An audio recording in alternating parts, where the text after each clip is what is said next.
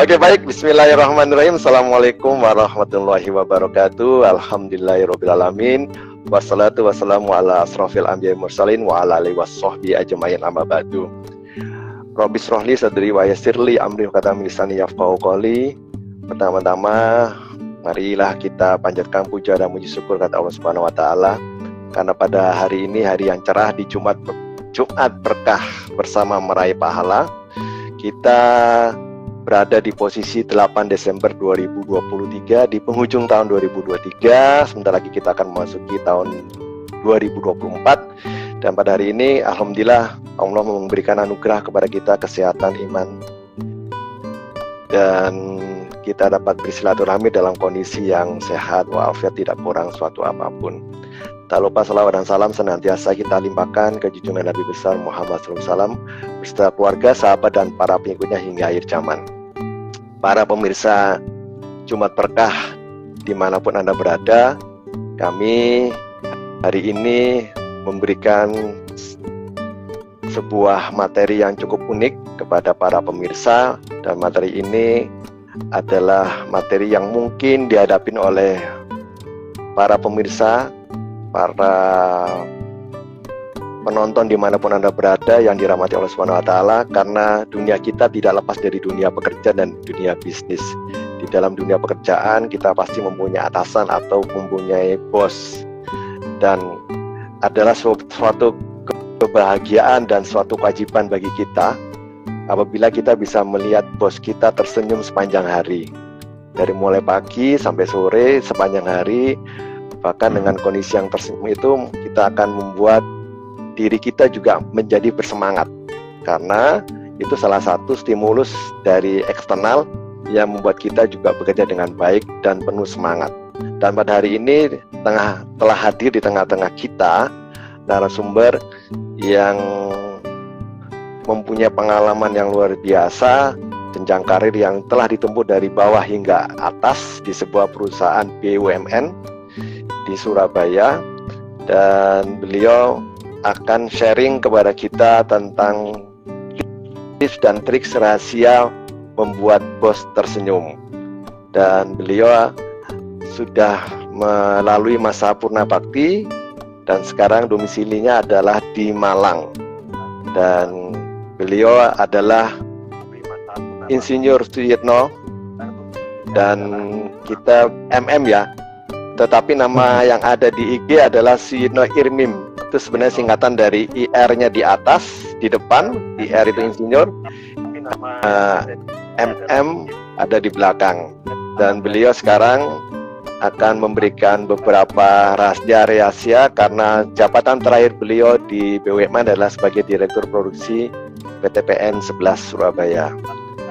Dan marilah kita mendengarkan dengan baik. Bila mana ada catatan, silakan ditulis. Kalau ada kopi, teh, atau camilan-camilan di depan Anda, silakan dipersiapkan, karena kita akan melaluinya dengan santai. Pembicaraan ini santai, serius tapi santai. Dan nanti kalau bila mana ketinggalan, kita bisa melihatnya melalui rekaman yang akan hadir di IG saya, Virgianto Budi Prabowo. Saya selaku pembawa acara, kita mulai dengan bacaan bismillah. Dan sebelumnya kita memperkenalkan diri kepada Pak Suyitno untuk memulai acara hari ini. Silakan Pak Suyitno, waktu dan tempat dimulai. Terima kasih Abi. Assalamualaikum warahmatullahi wabarakatuh. Waalaikumsalam warahmatullahi wabarakatuh. Salam sejahtera untuk kita sekalian. Alhamdulillah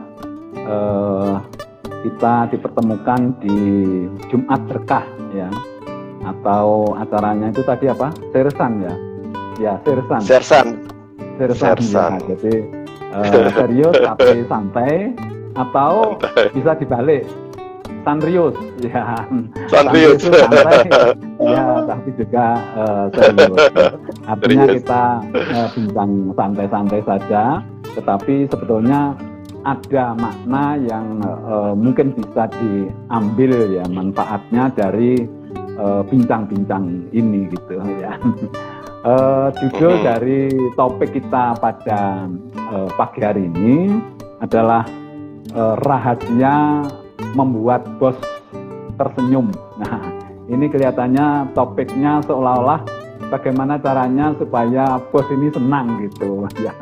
Terus kemudian happy pikirannya kita terus negatif bahwa olah opo kok bos juga seneng, bos gak tahu mikir awake dhewe. Nah, ini mungkin justru yang nanti akan kita rubah cara berpikir kita gitu ya. Bagaimana sebetulnya memaknai judul ini gitu loh. Jadi sebetulnya hakikatnya kita kerja itu ya.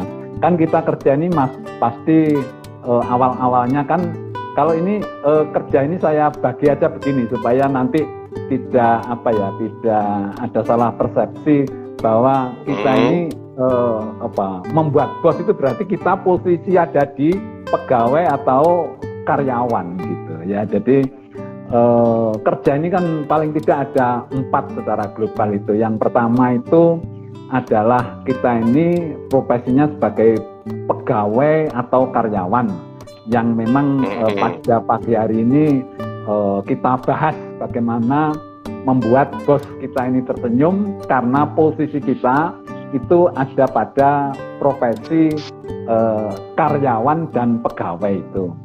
Yang kedua itu profesi kita adalah sebagai pengusaha ya, pengusaha. Jadi pengusaha itu adalah orang yang memiliki usaha yang bisa memanfaatkan semua potensi yang ada di sekitarnya ya atau di mana saja untuk mendapatkan satu atau merubah menjadi hasil secara efektif dan efisien.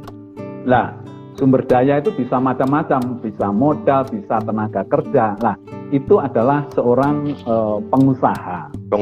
Nah, yang ketiga, Abi, itu adalah kita sebagai pekerja profesional gitu ya. Pekerja profesional itu contohnya umpamanya saja dokter praktek, nah, gitu pas kita praktek sebagai dokter itu namanya kita sebagai pekerja profesional gitu. Profesional.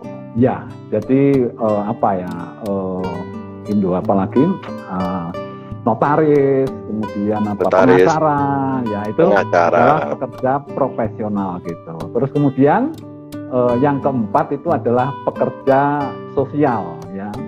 Pekerja sosial itu adalah orang yang melaksanakan satu kegiatan tetapi tidak berharap atau tidak mendapatkan satu upah yang sesuai dengan, contoh kalau umpamanya saja kita ini melakukan kegiatan sosial tetapi kita dapat makan, itu kan berarti ada sesuatu yang diberikan, tapi kan hanya makan gitu tetapi tidak mendapatkan gaji atau upah gitu ya, itu pekerja sosial. Tapi keempat profesi ini bisa kita lakukan secara simultan gitu ya. Jadi kita bisa sebagai pegawai ya atau karyawan ya, karena contoh umpamanya seorang dokter, dia sebagai pegawai di rumah sakit, pegawai negeri gitu. Tetapi dia juga punya usaha karena punya apotek ya, punya lab, laboratorium ya. Ya, itu kan berarti dia sebagai pengusaha. Tetapi juga bisa sebagai pekerja profesional karena dia praktek ya. Kalau sore hari dia praktek gitu.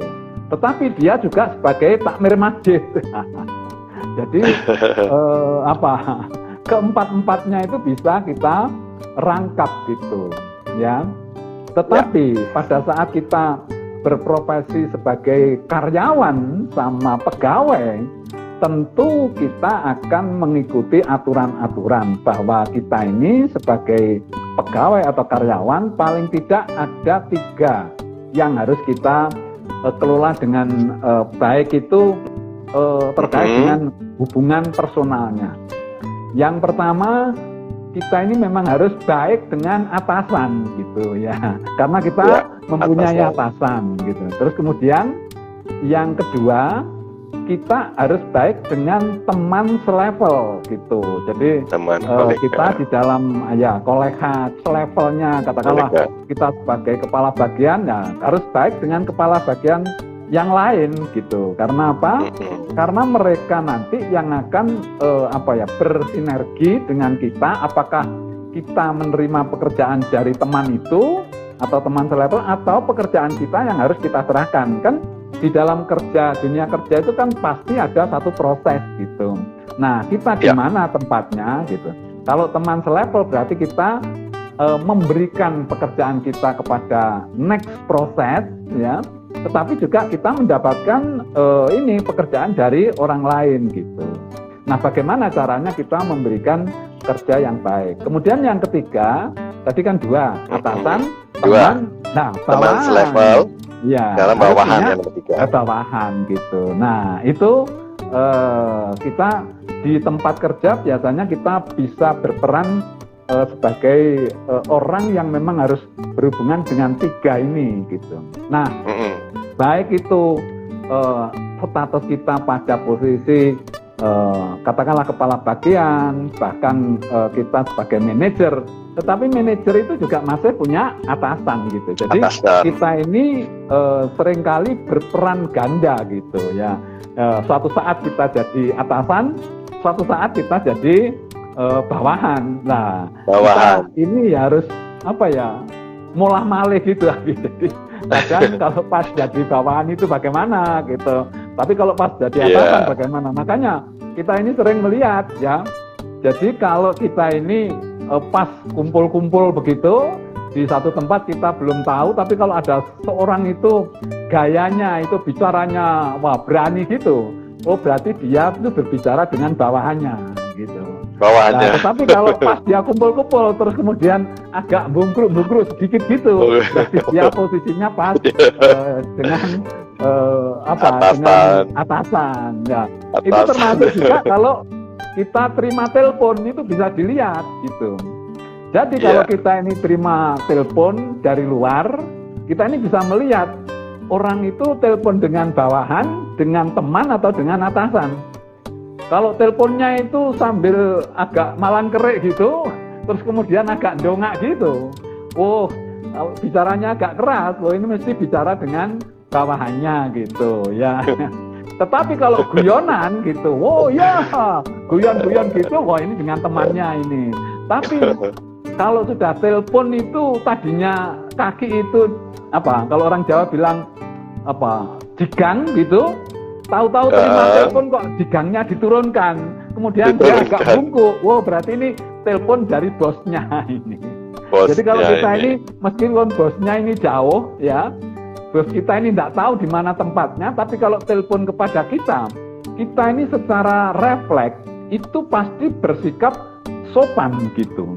Artinya langsung menurunkan kakinya, kemudian kita agak bungkuk, terus kemudian ngomongnya inggih Pak, inggih, siap.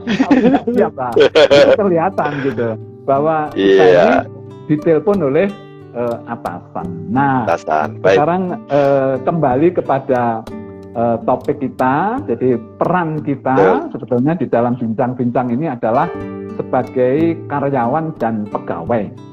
Jadi yang dimaksud bawahan itu bukan berarti harus harus orang yang bekerja di bawah sendiri, tidak.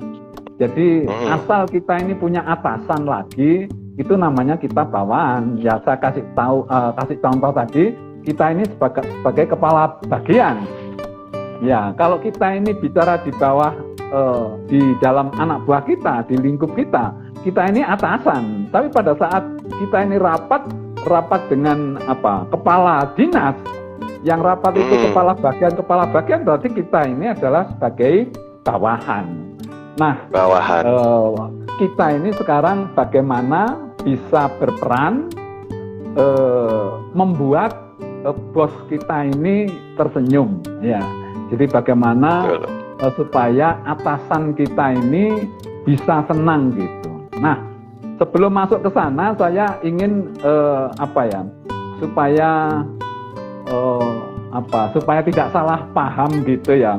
Jadi seolah-olah kita ini bekerja membuat bos tersenyum itu hanya menyenangkan atasan gitu. Sebetulnya tidak seperti itu. Jadi yang dimaksud di dalam pembicaraan pagi hari ini bahwa kita membuat bos tersenyum itu bagaimana sebetulnya atasan kita itu melihat kita itu bisa senang, bisa tersenyum. Tentu bos itu baru bisa tersenyum kalau apa yang kita lakukan ini bagus, baik, ya itu baru dia tersenyum gitu lah. Nah, apa kira-kira yang harus kita lakukan gitu ya? Kan seperti itu Abi ya. Jadi ya. Ditahan dulu Pak Suyitno. Ya. Kita mau menyapa Mas Ikra Susityo yang sudah bergabung. Selamat pagi, assalamualaikum. Mudah-mudahan sehat selalu. Dan pada hari ini kita sudah dapat pencerahan dari Pak Suyitno terkait tentang pendahuluan bagaimana seseorang itu terbagi menjadi 4 unsur. Ada yang menjadi pegawai atau karyawan, ada yang bisa menjadi pengusaha, ada yang berprofesi sebagai pekerja profesional seperti dokter, notaris, dan pengacara, ada juga yang menjadi pekerja sosial. Tetapi keempat macam pegawai atau pekerja ini bisa dilakukan satu orang secara simultan gitu ya. Tadi sudah dikasih contoh, dan sekarang kita akan mencoba memasuki bagaimana rahasia bos tersenyum, karena tadi sudah dijelaskan oleh Pak Suyitno bahwa kalau kita berada di kantor, biasanya seseorang itu mempunyai atasan, teman selevel, dan bawahan. Tapi kalau posisinya dia paling bawah, berarti dia hanya punya teman selevel dan atasan saja, karena bawahannya tidak ada, dia yang paling bawah. Jadi nanti kita akan mencoba bagaimana kita bisa membuat bos tersenyum. Nah, inilah salah satu tips atau rahasianya yang akan disampaikan oleh Pak Suyitno. Silakan Pak Suyitno. Ya, terima kasih yang baru bergabung. Ya, mudah-mudahan nanti ada hal-hal yang bisa kita ambil manfaatnya dari apa yang sedang kita bincang-bincangkan ini gitu. Ya, jadi tadi satu pemahaman ya dari judul ini supaya tidak memberikan makna bahwa kenapa harus bos itu harus kita buat tersenyum, kan enak bos nggak pernah mikir kita gitu ya. Nah, ini mungkin akan saya luruskan gitu, artinya sebetulnya kita ini bekerja itu memang harus melakukan sesuatu sesuai dengan yang diinginkan oleh atasan kita. Karena sebetulnya yang mempunyai tugas ya memberikan pekerjaan kepada kita itu bos kita lah. Bos kita ini mesti mendapatkan sesuatu dari atasnya lagi. Kecuali kalau nanti sudah mentok bahwa orang tersebut adalah pemiliknya atau pengusahanya gitu ya. Jadi tadi kembali ke pengusaha tadi, sebetulnya pengusaha itu adalah orang yang memiliki usaha, ya pemiliknya atau dia punya pekerja banyak, ya punya karyawan, pegawai banyak gitulah. Nanti kalau sudah mentok di pemiliknya, ya berarti pemiliknya itu tidak punya atasan, atasannya tentu Gusti Allah gitu nanti. Ya kita pun sebetulnya juga secara simultan kita semua itu nanti pengawasnya yang sesungguhnya adalah Allah. Nah, saya kembali ke masalah bagaimana membuat bos tersenyum. Itu sebetulnya kalau dikatakan dengan perkataan lain atau kalimat lain, bagaimana sebetulnya kita ini bekerja dengan baik gitu, sehingga bos kita ini senang gitu. Nah, bekerja dengan baik itu tentu ada caranya gitu. Nah, yang pertama sebetulnya ini mungkin agak saya balik sedikit Abi. Jadi sebetulnya yang pertama itu kita harus memiliki etos kerja yang tinggi gitu ya. Memiliki etos kerja yang tinggi. Lah, etos kerja itu apa? Etos kerja itu di dalamnya itu yang paling banyak, yang paling dominan itu adalah yang namanya potensi dan motivasi. Jadi bagaimana kita bisa memaksimalkan potensi yang ada di dalam diri kita, bahkan kita kembangkan, dan juga motivasi kita itu Motivasi, ya. dominan di dalam etos kerja itu selain nanti yang lain-lain. Contoh seperti integritas, ya, disiplin ini ya, disiplin yang tinggi itu sebetulnya termasuk di dalam cakupan etos kerja. Nah, saya mungkin akan menjelaskan yang dominan di dalam etos kerja itu adalah potensi dan motivasi. Kenapa seseorang itu dibayar tinggi? Ya, karena dia memiliki potensi yang tinggi dan motivasi yang tinggi. Jadi yang namanya kerja itu kan yang dibayar itu kan hasil kerja kita gitu. Nah, hasil kerja kita ini namanya kinerja. Nah, kinerja itu adalah paduan atau perkalian dari potensi dikalikan motivasi. Nah, kita ini memiliki potensi tinggi. Katakanlah orang yang memiliki potensi itu keterampilan atau kemampuan untuk melakukan suatu kegiatan. Itu namanya potensi. Tetapi kalau motivasi itu adalah daya dorong. Ya, daya dorong keinginan untuk melakukan kegiatan. Nah, kinerja itu berarti potensi dikalikan dengan motivasi. Kalau potensinya tinggi, kemudian orangnya males, tentu kinerjanya juga rendah gitu, karena males. Jadi mek pinter kok, Pak. Ya, kan ada itu orang yang titelnya banyak gitu. Kalau di dunia pendidikan itu kalau namanya titel kan ya doktor, insinyur, wah dokter Andes, profesor, di belakangnya banyak. Oh, berarti kan dia memiliki potensi yang tinggi. Tetapi kalau dia motivasinya rendah, maka kinerjanya itu juga rendah. Nah, sekarang sebaliknya, ada orang yang semangatnya tinggi. Wah, kalau kerja itu sudah menggebu-gebu. Pak, mana pekerjaannya, Pak? Pagi-pagi sudah ke tempat atasannya sudah nagih. Pak, mana pekerjaannya? Saya sedang semangat ini.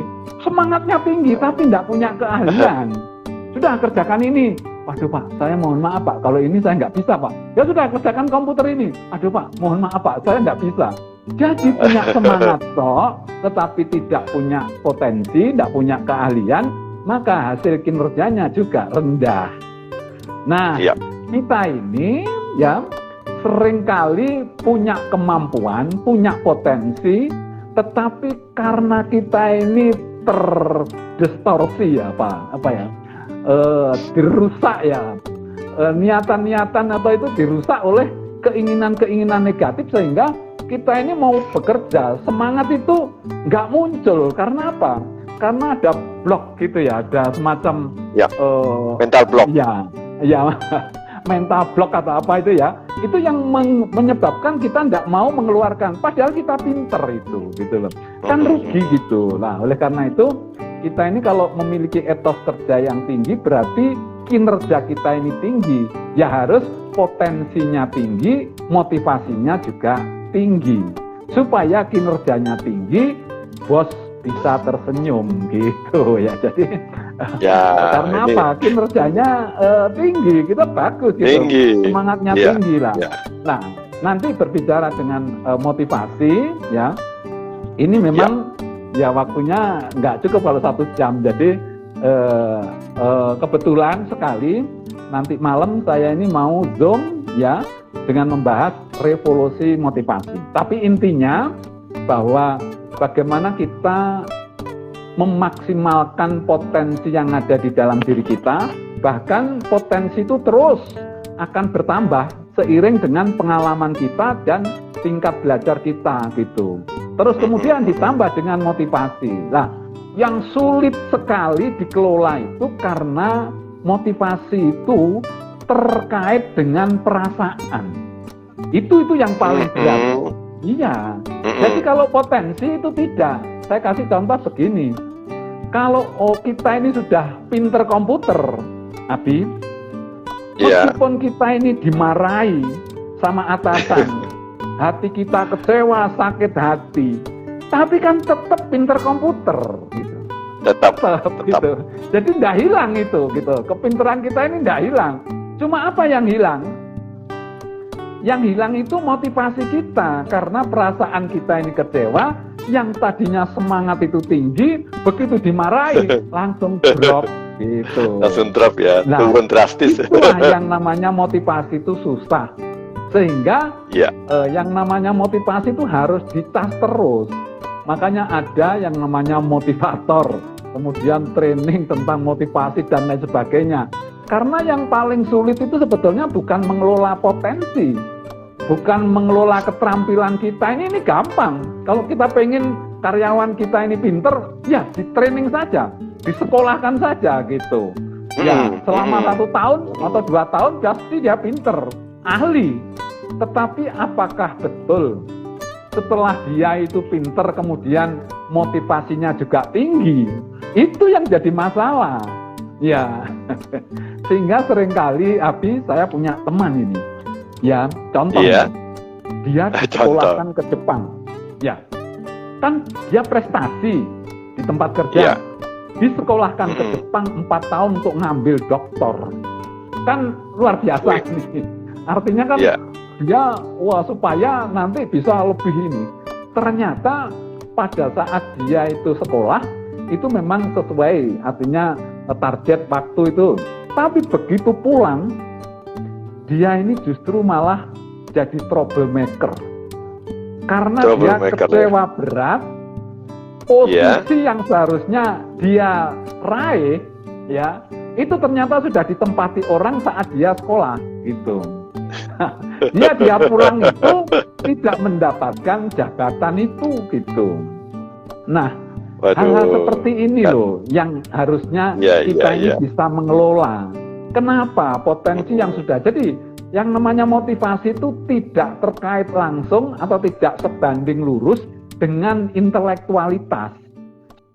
Jadi orang pinter itu belum tentu motivasinya tinggi. Ya itu. Ya, tergantung gitu. Makanya mengelola motivasi itu susah banget. Nah, ini makanya saya ambil topik ini sebetulnya titik beratnya di etos kerja itu adalah bagaimana kita memiliki motivasi yang tinggi. Termasuk sebetulnya bagaimana kita mengelola kecewa. Rasa kecewa itu musuh, ya. Saya ulangi. Rasa kecewa itu adalah musuhnya motivasi kerja. Itu rasa kecewa. Ya. Coba Abi cermati gitu ya di tempat kerja. Begitu orang itu mengalami kekecewaan, apapun penyebabnya, itu pasti diikuti dengan turunnya motivasi. Itu pasti juga. Ya. Kalau kita tidak memiliki ilmu untuk bagaimana kita mengelola motivasi itu, ya pasti sudah. Jadi begitu dia kecewa, katakanlah teman seangkatan, ya naik pangkat gitu, wah kita langsung kecewa. Yang tadinya kita ini semangat, besoknya sudah drop gitu. Kalau kita ini umpamanya dimarahi oleh atasan, yang kemarin itu semangat, sekarang udah ngelokro gitu, ya. Kemudian kalau kita ini ikut seleksi tes menjadi pangkat yang lebih tinggi gitu ya, begitu kita tidak lulus, itu semangatnya langsung drop gitu. Nah, ini yang membuat kinerja kita ini tidak bisa maksimum. Jadi kalau kita bicara masalah motivasi, kita ini memang harus bicara masalah kecewa gitu. Nah, apa penyebab kecewa yang terjadi di tempat kerja? Kemudian bagaimana kita mengelola rasa kecewa itu? Nah, nanti mudah-mudahan di episode-episode yang akan datang nanti kita akan bahas ya Pak ya. Agak jeli untuk kita membahas masalah apa penyebab kecewa, bagaimana kita mengatasi kecewa. Tapi pada kasus ini etos kerja ini sebetulnya terkait dengan semangat, ya, kemudian potensi, karena yang dibayar dari kita ini sebagai pegawai sebetulnya kan kinerja kita. Nah, kalau kinerja kita ini rendah, berarti ada salah satu faktor yang dua tadi. Sebetulnya kinerja itu faktornya banyak, tetapi yang besar itu adalah potensi dan motivasi itu gitu. Ya, jadi masalah keuangan dan lain sebagainya itu ada pengaruhnya, tetapi itu kecil gitu ya. Nah, yang paling besar adalah potensi dan motivasi. Oleh karena itu, etos kerja ini unsur yang dominan adalah bagaimana kita memotivasi diri kita. Nah, mungkin satu lagi yang saya kepingin sampaikan, kebanyakan, Abi, orang itu termotivasi itu karena pengaruh dari luar. Ya, apa pengaruh dari luar itu? Iya, kita ini sering semangat, justru ya kita kerja sudah sampai mau pensiun itu masih nggak paham sebetulnya bagaimana kita mengelola motivasi lah. Motivasi ini seringkali dipengaruhi oleh hal-hal yang dari luar. Apa itu? Contoh ya, sistem reward and punishment. Itu adalah motivasi dari luar. Karena orang termotivasi itu karena adanya reward, adanya penghargaan, gaji tinggi, bonus, ya macam-macam itu. Nah, kalau ini baik dikasih, itu ketertarikan kita, motivasi kita tinggi. Atau ada punishment. Jadi kita ini bekerja semangat itu karena takut sama punish itu, gitu. Takut sama sanksi gitu, ya. Sanksi dan hukuman. Itu namanya apakah ini jelek? Nanti di dalam materi saya revolusi motivasi tidak jelek ini. Cuma kalau hanya itu saja, maka motivasi kita ini sangat rentan gitu. Sekarang pertanyaannya, apakah bisa kita ini setiap saat itu memberikan reward kan tidak, ya. Terus kemudian aturan-aturan, ya, pokoknya nggak baik sedikit pecat kan, ya tidak gitu, ya. Sehingga sistem reward and punishment itu memang baik, ya. Tetapi menurut saya ada kelemahan-kelemahannya gitu. Ini harus dilengkapi dengan kalau tadi motivasi karena dari luar, ini harus dibarengi dengan motivasi yang muncul dari dalam diri sendiri lah. Itu sebetulnya yang nanti atau banyak yang akan kita bahas, ya. Bagaimana caranya kita menggeser mindset kita supaya pemahaman motivasi itu bisa digeser dari karena pengaruh dari luar, digeser ke pengaruh dari dalam diri sendiri.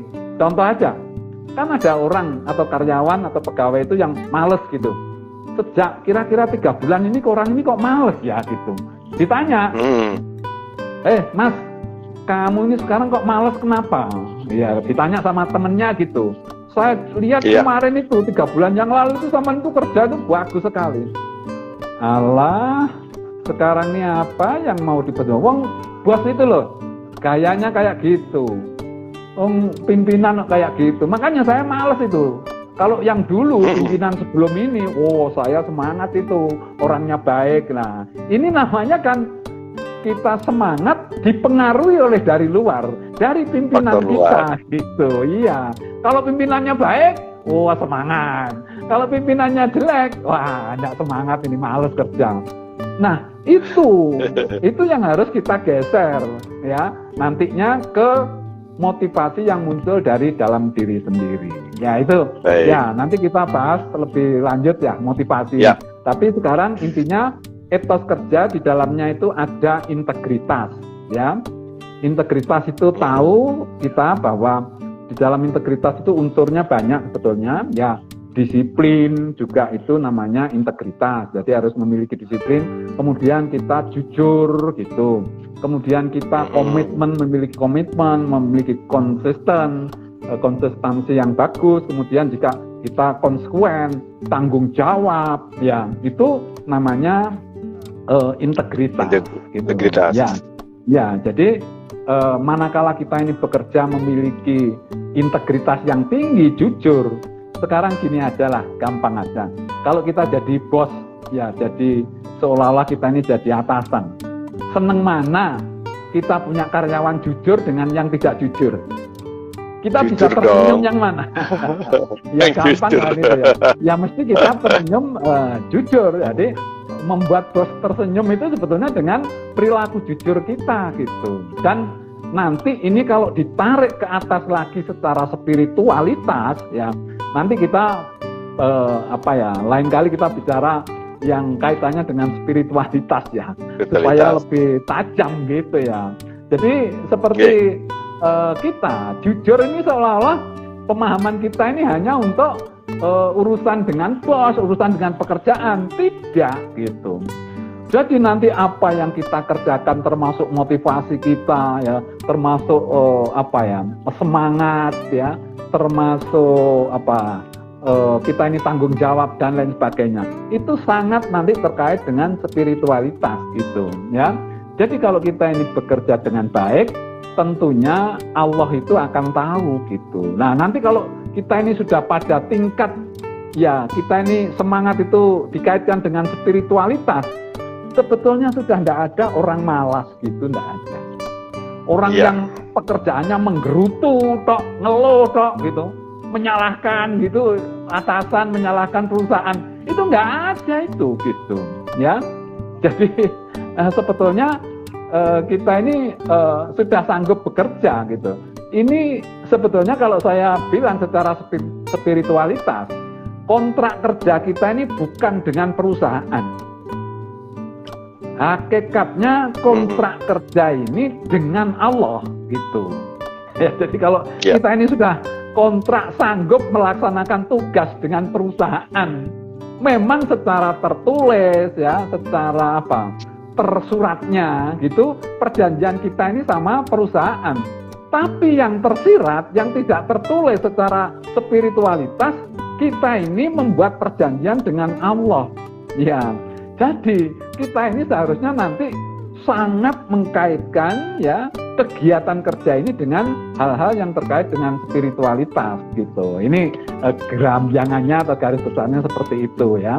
Jadi kita di dalam membuat bos tersenyum, yang pertama ini adalah bagaimana kita menunjukkan etos kerja yang tinggi. Etos kerja. Ya, di dalam etos kerja itu ada di dalamnya itu adalah bagaimana kita meningkatkan potensi, ya, artinya kita belajar keahlian kita terus kita asah, kemudian motivasi kita, kemudian integritas kita. Lah, integritas itu di dalamnya termasuk jujur, ya, tanggung jawab, komitmen, ya, konsekuen, disiplin dan lain sebagainya. Itu termasuk di dalamnya adalah integritas. Termasuk juga nanti adalah loyalitas. Jadi loyalitas itu apa? Loyalitas itu setia kepada perusahaan di mana kita kerja. Kan begini ya, logikanya saja, kita mikir bodoh-bodohan gitu ya. Kita ini umpamanya saja bekerja di sekolah gitu ya, sebagai guru. Ya, memang profesi kita sebagai guru. Coba kita pikirkan bahwa hidup kita sebagai guru berarti untuk menghidupi anak keluarga itu dari hasil dari sekolah itu. Ya mungkin yang membayar pemerintah, tapi tempat kerja ini adalah sekolah itu.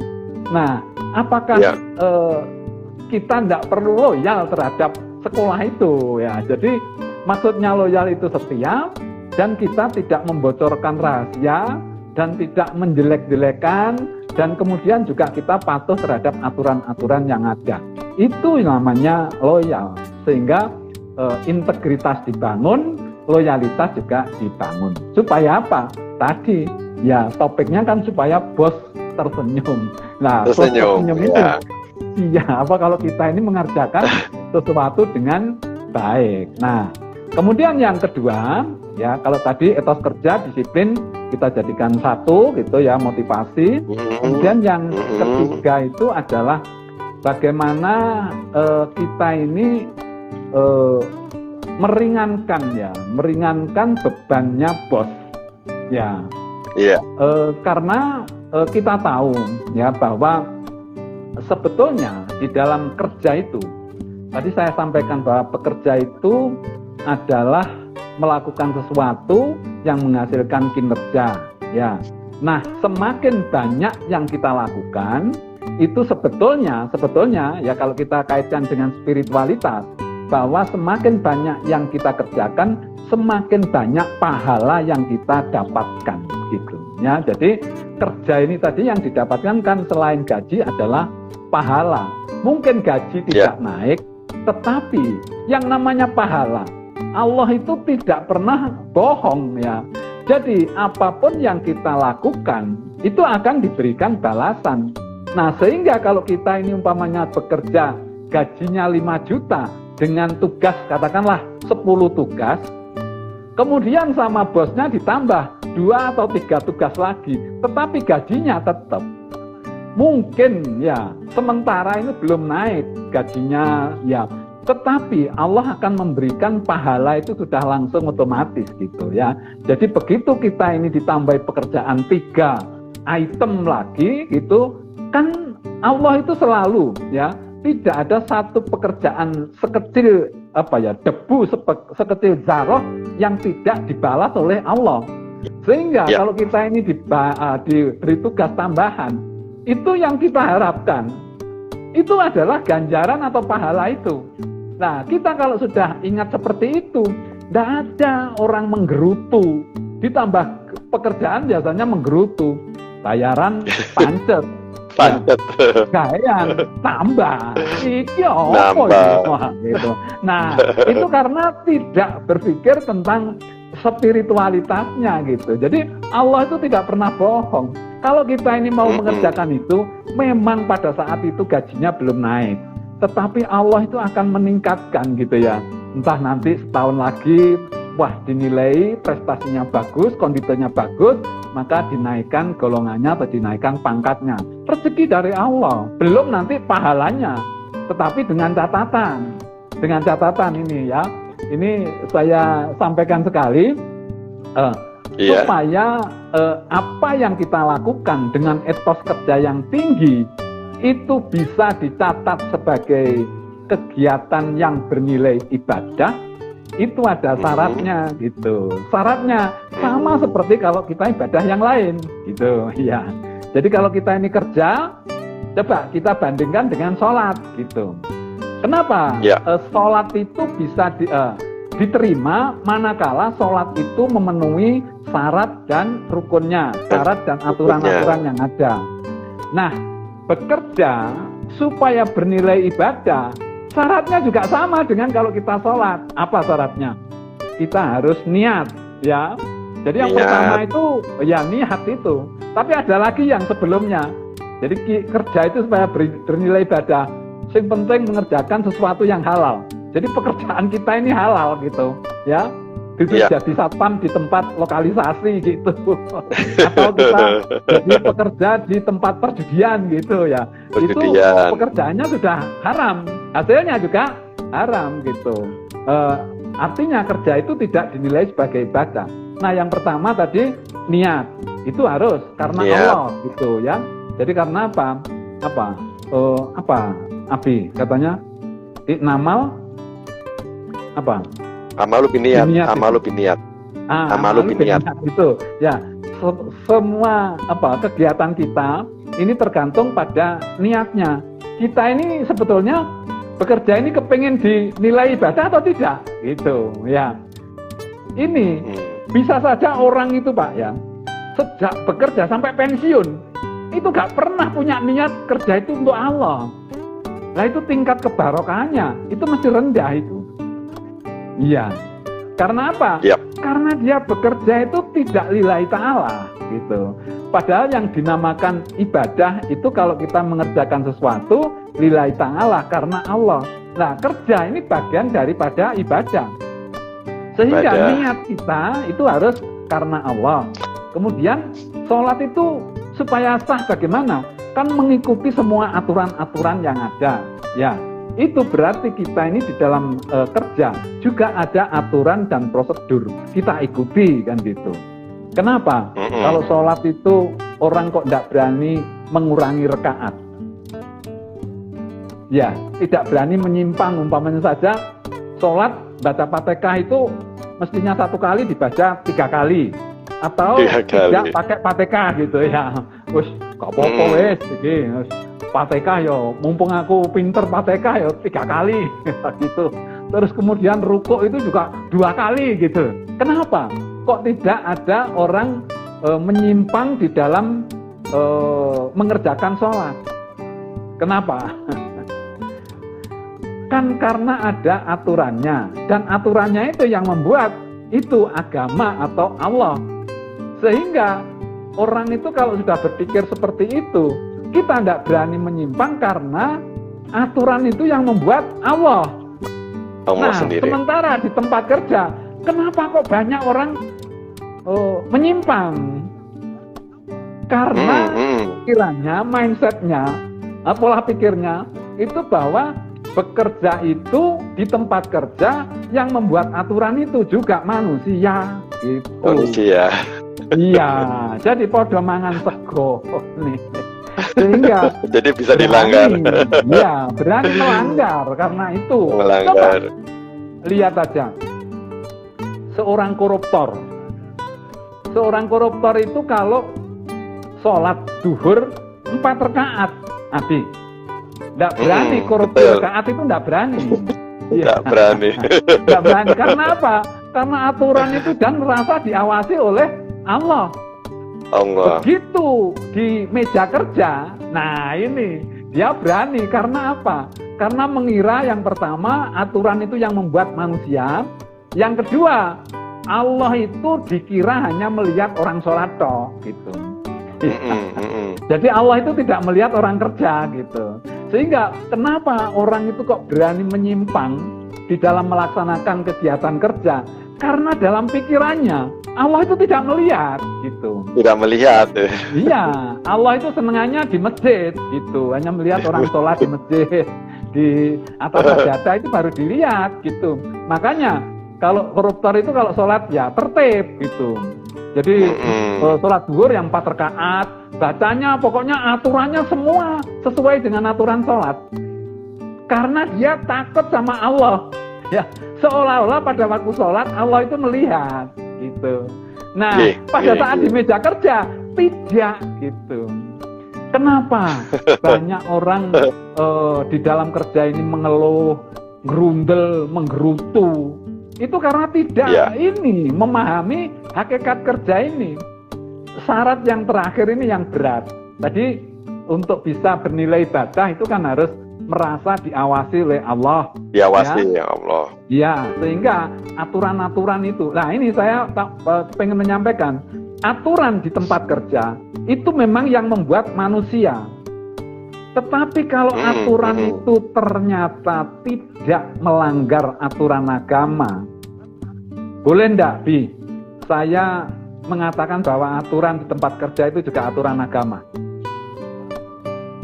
Boleh enggak? Bisa aja ya. Boleh saja. Boleh saja karena tidak melanggar aturan agama, gitu loh. Ya, jadi harusnya kita berpikirnya mindset kita rubah bahwa selama aturan yang ada di tempat kerja itu tidak melanggar, tidak menyimpang aturan-aturan agama atau aturan-aturan yang ada, maka itu juga aturan agama.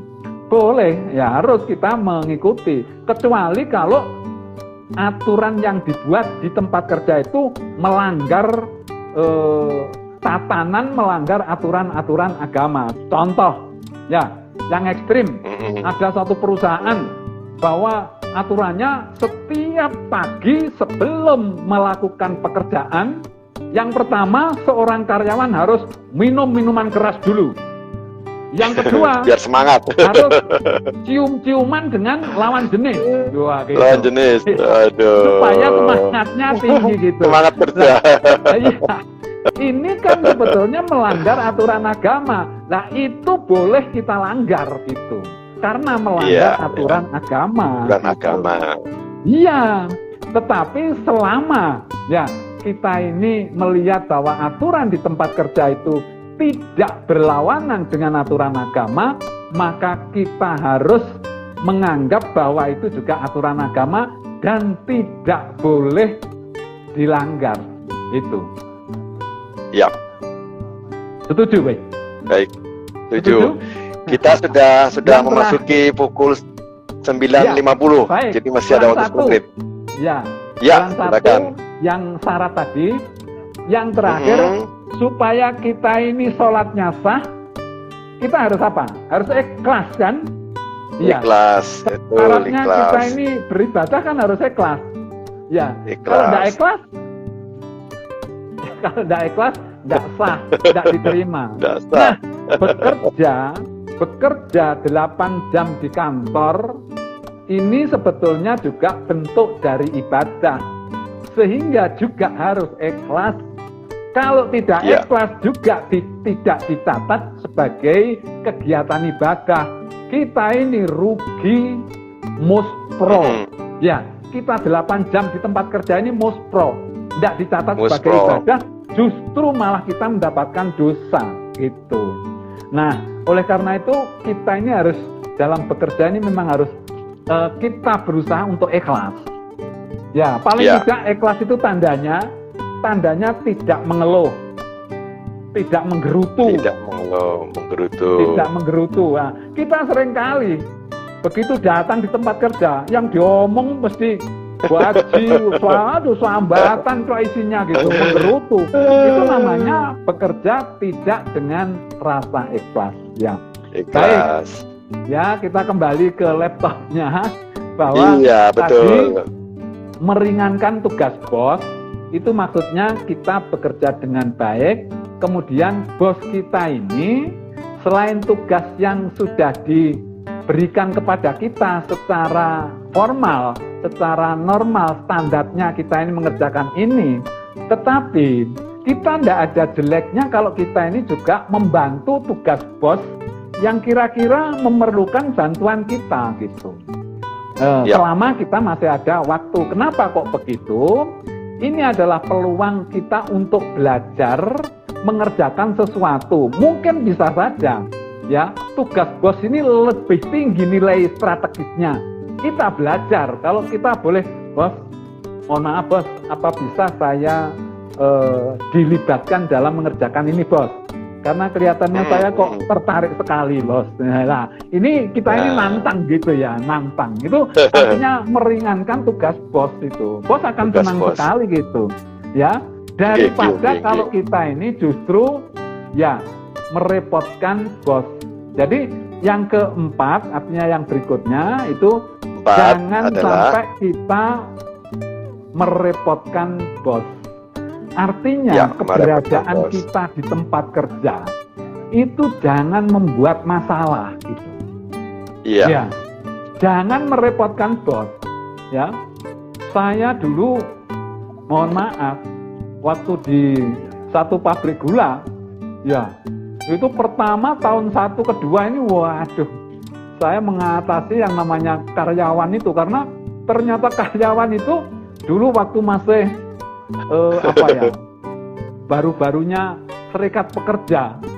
Wah, itu luar biasa itu ya. Ya, saya sempat di demo 2 kali itu. Iya, tetapi demo ya, Pak ya. Iya, sempat itu di demo 2 kali. Tahun pertama itu sama tahun kedua awal itu saya masih di demo gitu. Tetapi setelah saya buktikan bahwa kinerjanya semakin bagus, kemudian dia bonusnya semakin tinggi, kinerjanya bagus, kemudian saya kasih arahan-arahan terus gitu. Alhamdulillah saya tahun ketiga, keempat sama kelima itu sudah steady gitu. Aman, saya steady ya. Aman gitu ya sudah ini. Nah, jadi kita itu jangan sampai justru merepotkan bos. Kita dibayar ini, coba kita mikir yang logika yang kalau orang Jawa goblok-goblokan ya mas gitu. Jadi kita mikir goblok-goblokan saja. Janjane kita ini dibayar itu untuk apa sih? Bekerja itu di tempat kerja kan disuruh membantu kegiatan yang ada di perusahaan atau di tempat kerja itu, kan bukan membuat masalah. Apakah kita pernah membuat satu kontrak kerja bahwa kita ini diangkat menjadi karyawan di satu perusahaan, tugas pertama 1 membuat report manajemen, ya gitu. Terus protes gitu, kemudian demo, gitu. Kan tidak ada. Ya, kan tidak ada itu kontraknya seperti itu. Ya, justru kita ini dibayar itu untuk membantu kegiatan di perusahaan. Kita memberikan tenaga kita akan mendapatkan upah gitu, bukan untuk membuat masalah. Ini sebetulnya yang harus dicamkan, dipikir gitu ya. Tetapi di dalam praktek tempat kerja, kita melihat banyak orang itu dibayar justru bikin masalah. Coba sekarang saya begini aja, Abi, orang yang kerja malas tidak melaksanakan tugasnya dengan baik, gajinya barokah tidak? Tidaklah itu. Ya tidak kan? Orang yang malas saja itu baru malas loh ya. Malas tidak bikin masalah, tidak memprovokasi, tidak menjadi apa itu provokator, tidak ngomong-ngomong, tidak mana-manasi, hanya malas saja. Itu gajinya itu tidak barokah. Tidak barokah. Apalagi kalau sekarang orangnya males, bikin masalah. Ya, coba status gajinya bagaimana? Nah itu kita mikir bodoh-bodoh aja gitu loh ya. Jadi nggak usah terlalu pakai teori yang macam-macam. Udah, kita ini kerja dibayar itu untuk melakukan kegiatan. Kegiatannya tentu membantu pekerjaan yang ada di tempat kerja itu, bukan membuat masalah. Tetapi dimanapun, ini Abi, namanya sunatullah ini, ya, namanya sunatullah. Dimanapun kegiatan di organisasi apapun, di perusahaan, pokoknya di tempat kerja apa saja, pasti saya katakan pasti, karena ini sunatullah. Pasti ada karyawan atau pegawai yang beling. Beling. Itu pasti. Ya, sudah pasti. Ya. Pasti ada ya. Pasti. Jadi dari karyawan 100 gitu, pasti ada 2 atau 3 itu yang beling gitu. Ya. Nah, iya betul. Jadi nggak mungkin di satu perusahaan itu, ini namanya sunatullah. Tetapi kan kita bilang ya, kita ini karena itu sunatullah pasti ada. Tetapi apakah kita kepingin termasuk orang yang 3 itu? Kan harusnya tidak gitu loh. Jadi tapi mesti ada. Jadi orang yang beling itu mesti ada. Karena ini sunatullah. Jadi tidak mungkin di satu kantor atau perusahaan itu karyawannya baik semua, itu tidak mungkin. Atau karyawannya jelek semua, itu juga tidak mungkin. Ya, pasti ada yang baik dan ada yang jelek. Masalahnya sekarang ini, bagaimana yang jelek itu jumlahnya sekecil mungkin. Kita tidak mungkin menghabiskan yang jelek itu tidak mungkin. Ya, pasti ada. Itu dipecat nanti masih muncul yang baru lagi gitu. Ya, sehingga pasti ya. Cuma kalau kita sebagai pemimpin, sebagai manajer, kita ini harus berusaha bagaimana jumlah karyawan yang beling tadi itu sekecil mungkin. Kemudian kalau kita sebagai karyawan, seharusnya kan kita bisa memilih mau jadi karyawan yang baik atau menjadi karyawan yang beling tadi. Ya tentu kita menjadi karyawan yang baik. Nah, oleh karena itu bagaimana kita bisa membuat bos kita ini tersenyum gitu ya. Jadi jangan sampai kita ini merepotkan. Kemudian yang kelima ya, itu mendukung program-program bos yang lagi in. Itu senang sekali. Jadi umpamanya bos itu sekarang punya kegiatan baru atau apa yang berbeda dengan kegiatan-kegiatan sebelumnya. Itu namanya proyek atau apa gitu. Nah kalau kita ini ikut artinya peduli, artinya ikut-ikut campur, kemudian kita ini siap untuk membantu, itu senang sekali bos itu. Jadi cirinya bos itu begitu, kalau kita ini mempunyai kesulitan atau proyek baru, kemudian anak buah itu pada ngelewes, kemudian menjauh, itu kita rasanya paling nggak seneng gitu. Karena juga saya pernah menjadi pimpinan, jadi kalau saya punya kegiatan di sini terus orang-orang ini kok ini ya, yang lain mendekat tapi ada 1-2 itu yang menjauh. Ini malah menjauh, khawatir dikasih tugas tambahan gitu. Ya. Jadi kita harus ini. Jadi mendukung program bos yang lagi in. Itu bos akan senang sekali gitu. Ya lagi in ya apa sekarang ini. Kemudian yang terakhir nomor 6. Jangan mengecewakan bos. Ya. Jangan pernah atau kita berusaha untuk tidak mengecewakan bos. Jadi apa yang kita omongkan, laporan-laporan itu harus sesuai.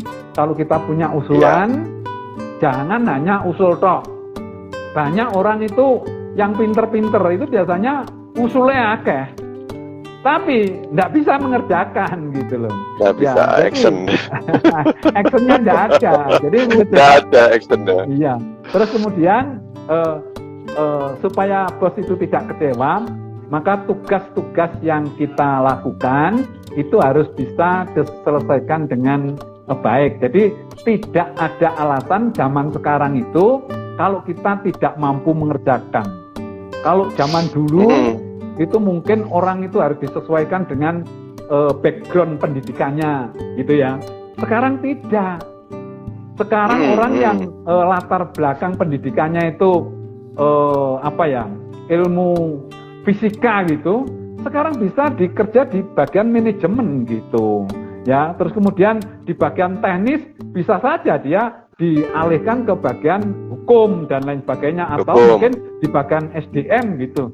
Seperti saya itu orang teknik mesin, tapi saya banyak mempelajari psikologinya karyawan. Walaupun itu tidak pakai teori, tapi teori bongol-bongolan itu praktek itu, saya mengamati semua perilaku gitu. Nah, itu artinya apa?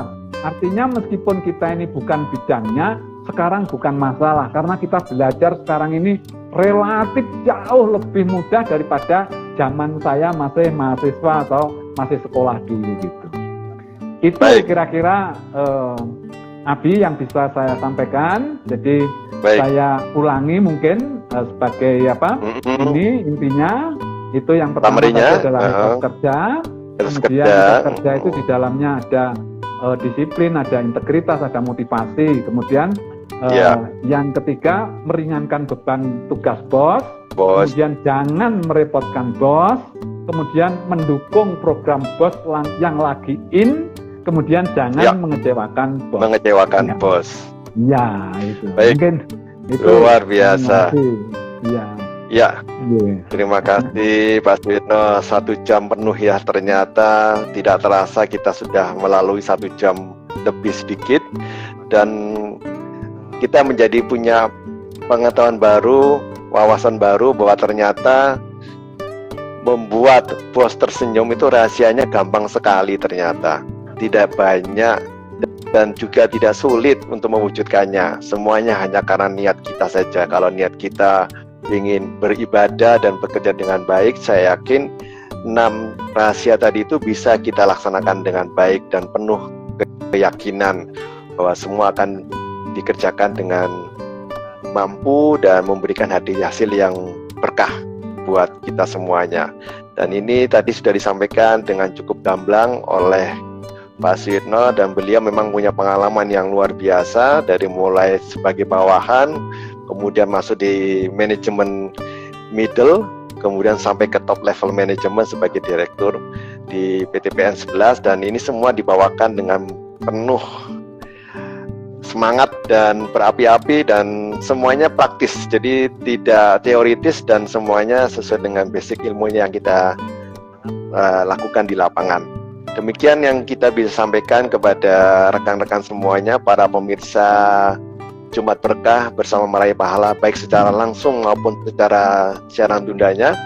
Jadi insya Allah acara ini akan rutin kita lakukan, jadi jangan kemana-mana karena acara ini kita akan lakukan di hari Jumat, dan Jumat Berkah ini akan membahas berbagai macam topik dan tema yang cukup menarik. Dan tema hari ini adalah bagaimana rahasia membuat bos tersenyum. Dan saya yakin bila yang melihat ini adalah para bos, harapannya bos akan mendapatkan bawahan atau rekan-rekan sejawat yang bisa bekerja dengan baik sebagai tim yang luar biasa solidnya. Dan bila mana Anda karyawan atau bawahan, Anda sudah tahu caranya bagaimana membuat pimpinan atau bos Anda tersenyum.